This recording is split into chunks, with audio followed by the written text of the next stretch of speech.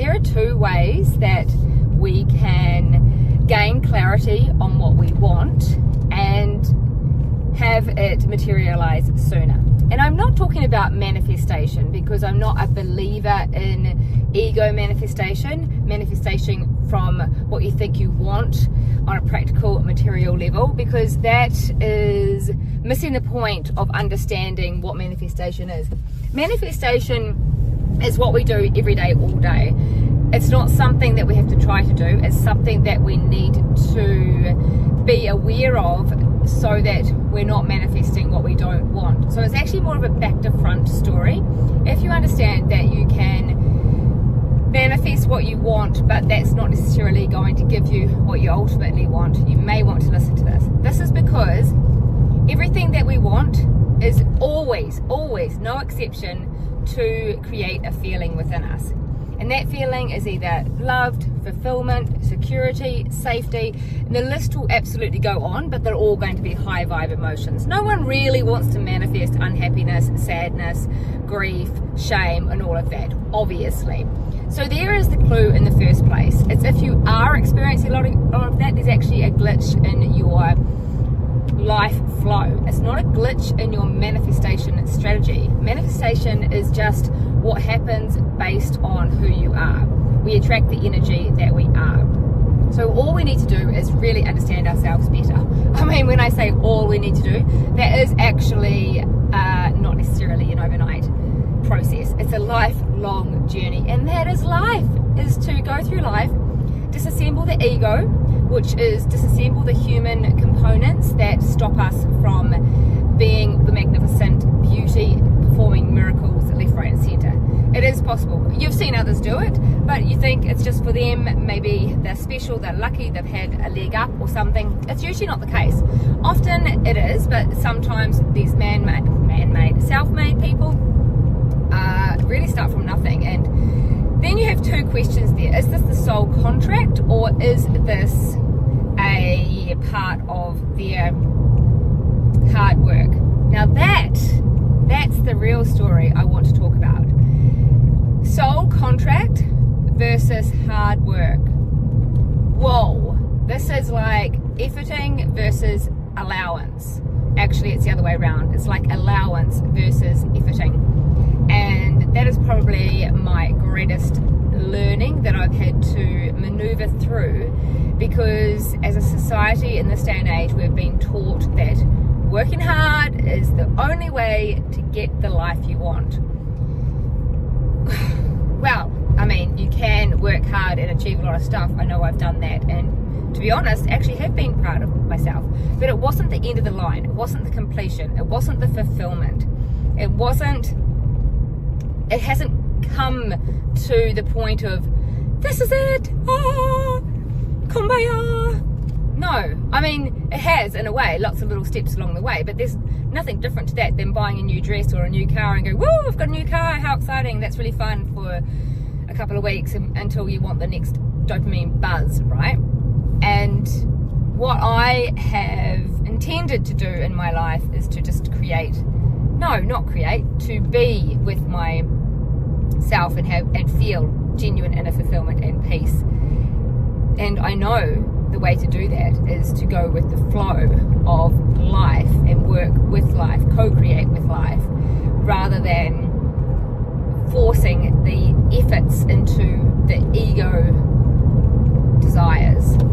There's nothing wrong with having a beautiful house, lots of money, everything that your mind desires. However, the only reason I would suggest that you also allow your heart to have what it desires is so that you can genuinely be happy and fulfilled. That's it. Because that's all anyone really, really wants. Love, happiness, connection, fulfillment. It's all wrapped up in a nice big bubble, really, isn't it? And that's what people struggle to get. People have different ways they think that they might achieve that level of fulfillment, love, gratefulness.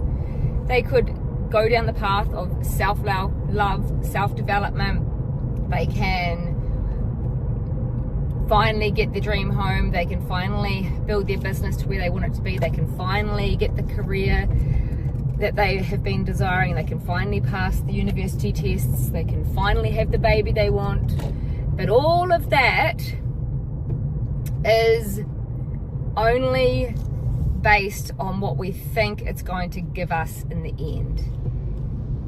And sometimes it's a long kind of story. For example, the big career you might think is going to give you the big money. The big money you think might give you the big lifestyle. The big lifestyle you think might give you the feeling of worthiness. The feeling of worthiness may mean that you feel like you're deserving of a relationship. Having a relationship may feel like you're deserving of love. Oh my goodness, and the list goes on. But if you get to the bottom of that list and you go, oh, deserving of love, heck, well, I am deserving of love. You can sink into that, you can embody it at a subconscious level before you even do any of the other things that you think you have to do to get there. That is the art. That's the magic.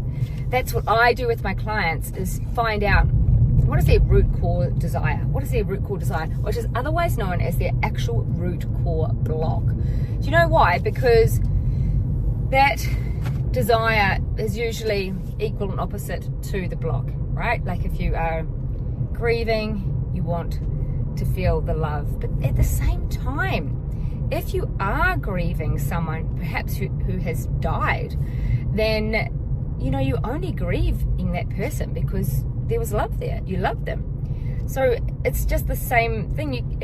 If you want an amazing something, then it usually comes at some point in life with a loss. Not because it's a bad thing, simply because that's the balance of life. And people often aren't willing to take the risk of the fear or the pain in order to have the highlights. Or conversely, people do take the highlights. They do take the glitz and the glamour and then feel hard done by when they hit a challenge. But honestly, have you ever met a person who has not had hardship in their life on some level? Like, everyone comes in with a different scale of what that hardship would be. I believe we come here as souls with a destination, a plan, a purpose, a contribution that also is simultaneously healing the soul from, I still feel hesitant about using the word healing, evolving the soul, I would say. Because evolving the soul also evolves the planet, the world, the universe. Because you are a speck of the universe. You are a child of the universe. I used to always say that we are like a drop in the ocean. If the ocean is the universe, we are a drop in the ocean. So that means that we actually contain everything that the ocean is. I love that analogy. I love it. It makes so much sense, right? Because that is the truth. We are all that is. We are the essence that creates worlds. It's just so mind-blowing to believe it, so most people don't.